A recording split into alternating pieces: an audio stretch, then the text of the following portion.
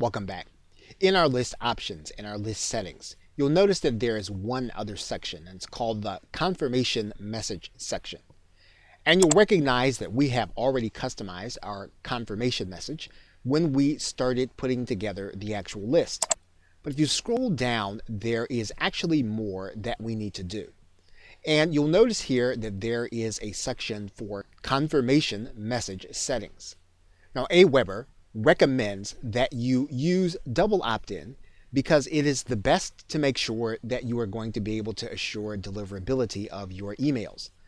Now, you could choose to turn off your double opt-in confirmation so that the client could actually sign up for your list without having to confirm. And all you need to do is to turn off. Aweber is going to give you a warning, and then you're going to click yes. You could easily toggle that back on by clicking the on button. Now, you can also turn on the confirmation message for the times when you actually import subscribers. And this is going to be the default setting when you get subscriber imports. You can turn that on, or you can toggle it back off.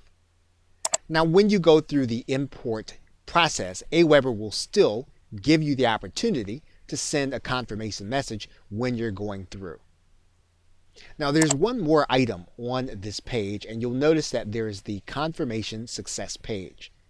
Now, what some marketers will do is they will actually show their client, when that confirmation email link is clicked, something that they would actually want them to see in order to make a purchase or make a decision.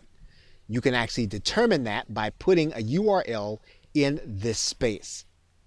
Now, there is a default success page so that when your client actually confirms their acceptance of being on your list, they will be sent to a specific page.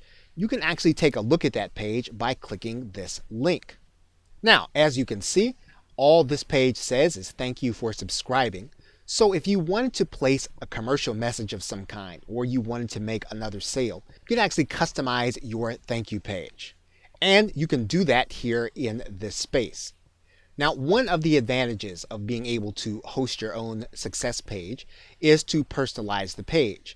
And what you would do is you would click this button, and then you get the JavaScript code that Aweber gives you in order to place on your page.